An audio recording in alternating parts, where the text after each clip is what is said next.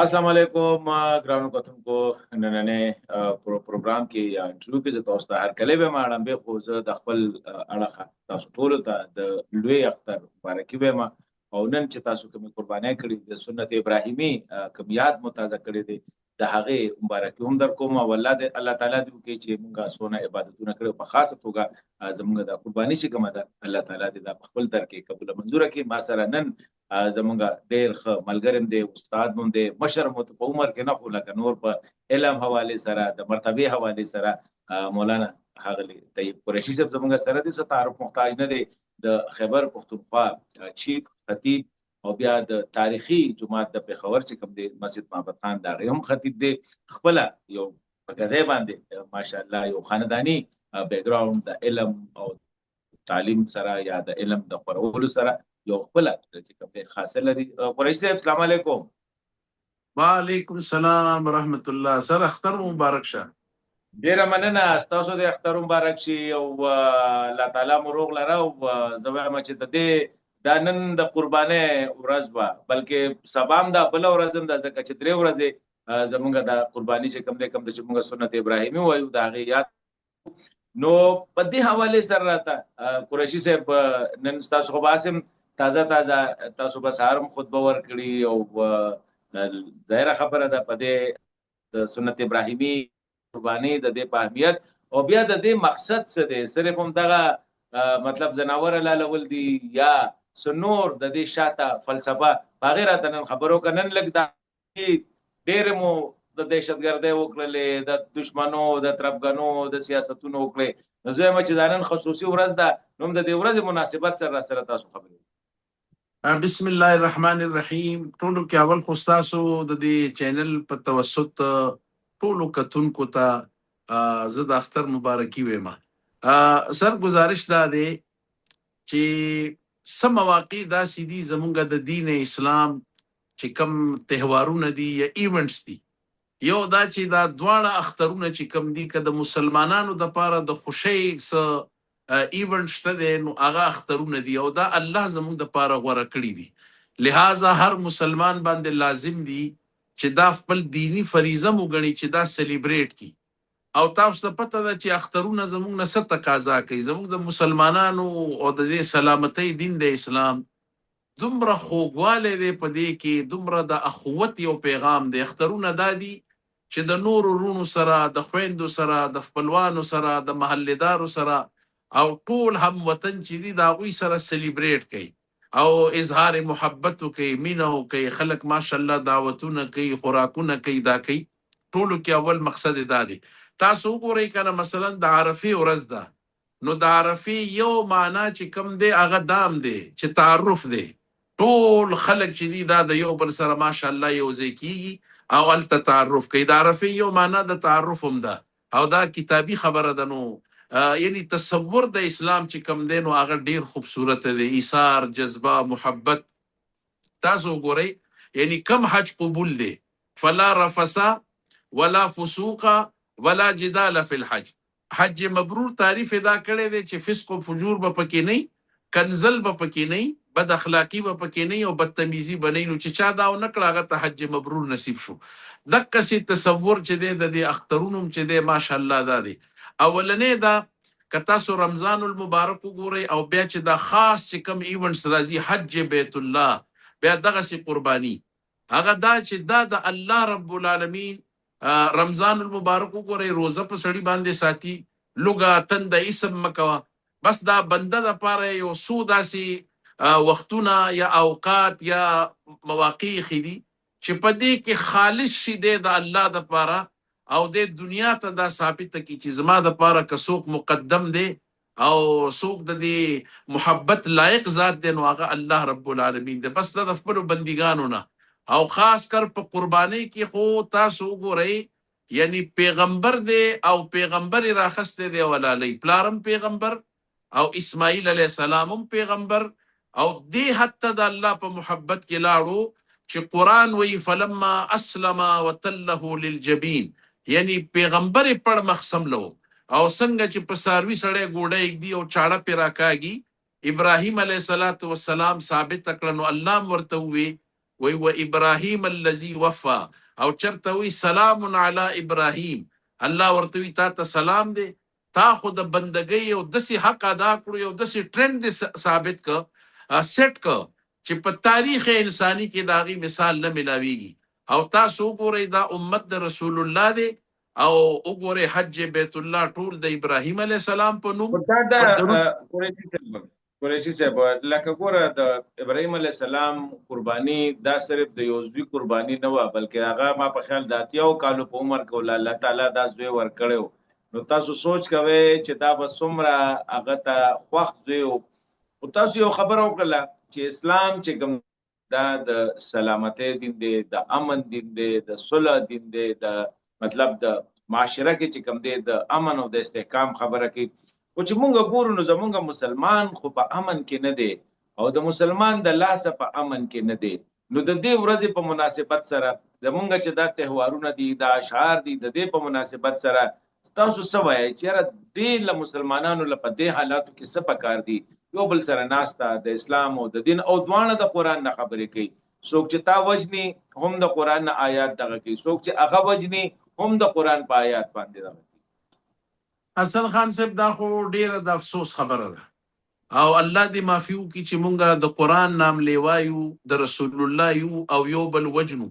او عجیب خبره ده چې د کم قرآن مونږ منون کیو د کم خدای او د رسول دا هغه په نیز باندې د پښو په وجله باندې چې د په وجنه سړی جهنم ته ځي د پښو په وهنه نو سړی دې اندازو کی چې او حدیث کې راځي چې دا ټول دنیا ړنګ شي د الله په پروا نشته او په دې خبره پروا شته کدا هغه یو بنده قتل شو د دې ټول دنیا باندې د الله پروا نشته او پاغي باندې شته دي نو هغه سړی دې په خپل ضمیر کې وګوري چې زه سچل کوم نن چې دا د ماتم دی د مسلمانانو او تاسو وګورئ جغرافیه بدل شو ټوټي دي وحدت پاره دي صرف په دې بنیاد باندې چې د خپلو کې اختلاف خپلو کې معاملات خپلو کې مسائل دي او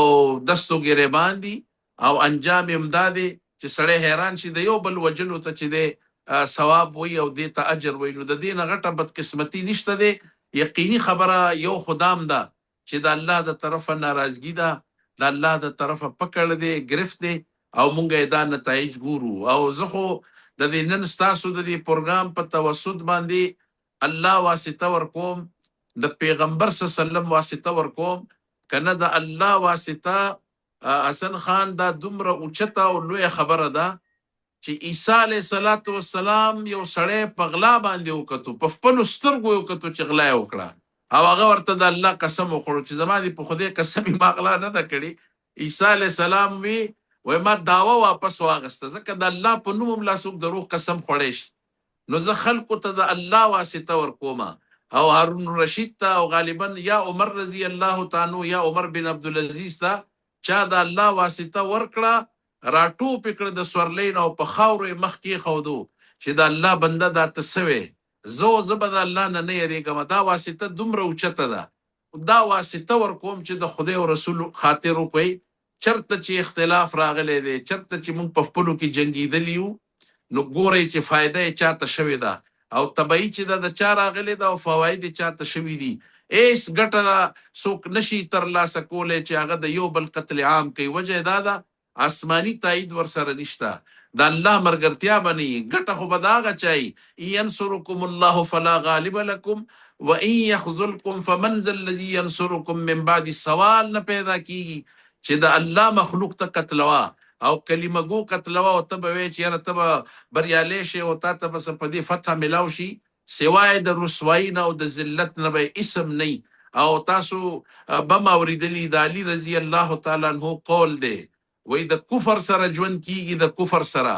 لیکن د ظلم سره نشي کېده سوالیه نشان دی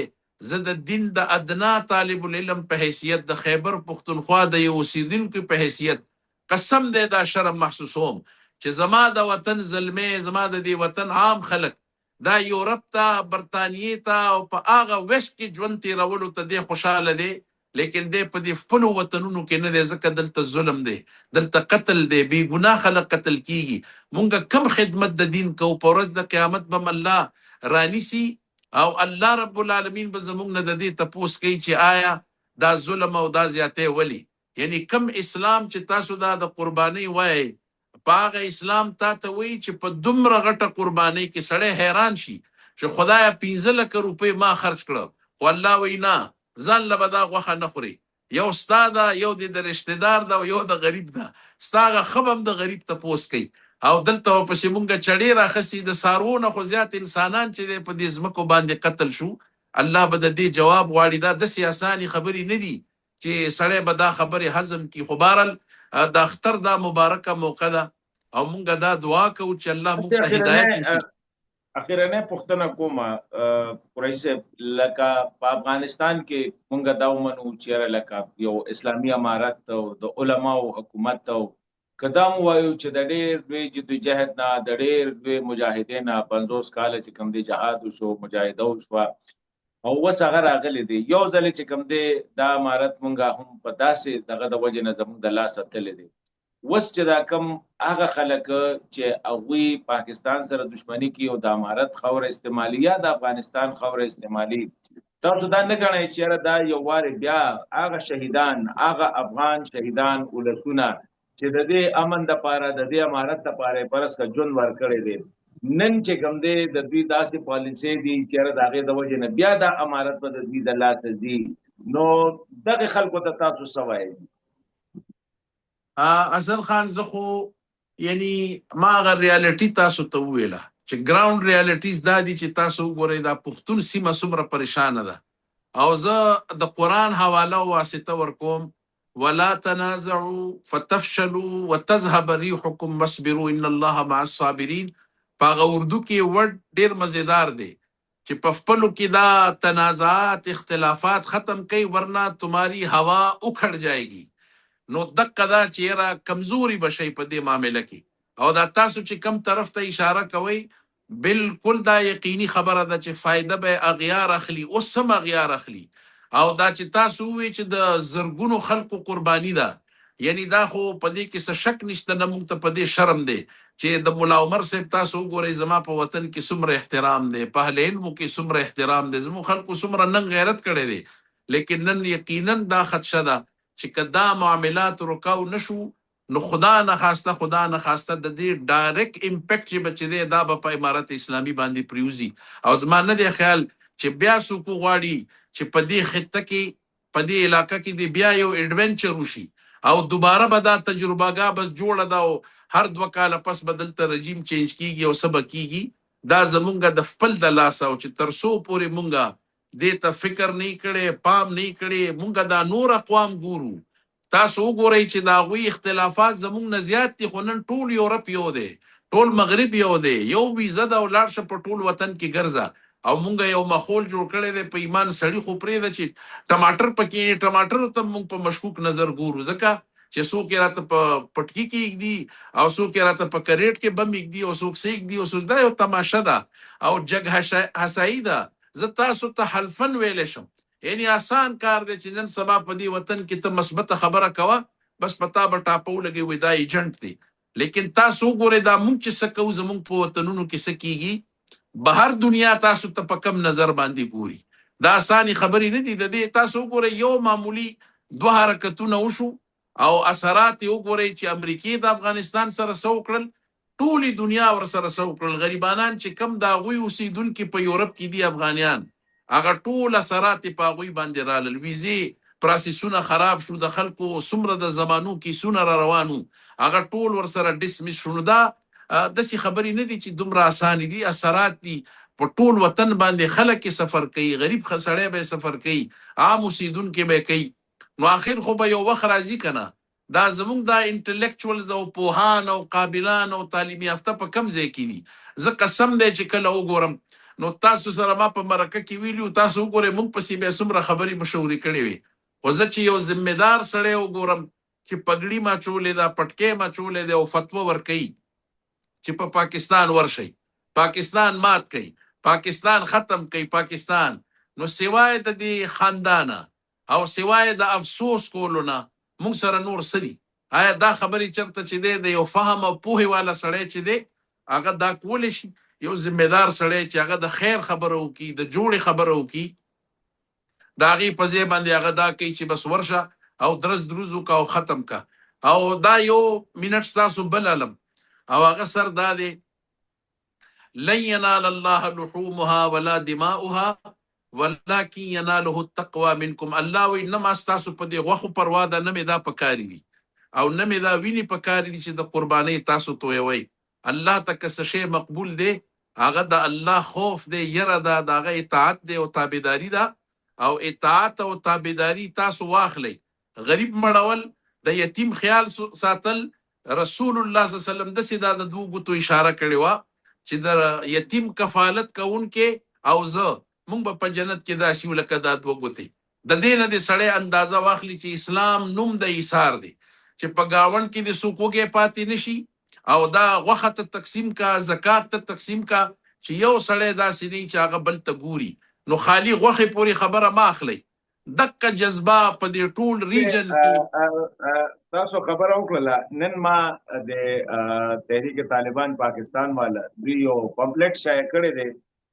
پاګه کې او دوه آرټیکل ما کتل. یو مفتی عمران په نوم لیکل شو، یو میزام او بلکې بلم د دې لیکلو، یو دوه آرټیکل پکې وکتل سه قریشي صاحب. نو هغه چې کوم خبره په دې کې لیکلې دي چې تاسو باندې د خزو حقوق، تاسو باندې د بچو حقوق، تاسو باندې د معاشره حقوق،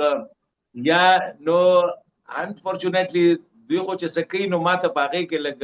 دغه ښکاری. نو ځکه چې اسلام دا تاسو چې سوای نو دا مفتی عمران صاحب هم لیکلي دي تقریبا داسې سيزونه چې د معاشره کې د قرباني په تصور باندې، د دین ابراهیمی باندې، بیا د بچو خیال ساتل، د بچو ښه تربیت کول، د خزو په دغه باندې. نو بس الله دې خیر پیښ کی قریشي صاحب. نو دوا بکو او خاختر د تغواړم، خجوند در تغواړم، الله مو روغ لري. امين ثم امين. ډیر مننه، شکریا ستاسو، جزاک الله.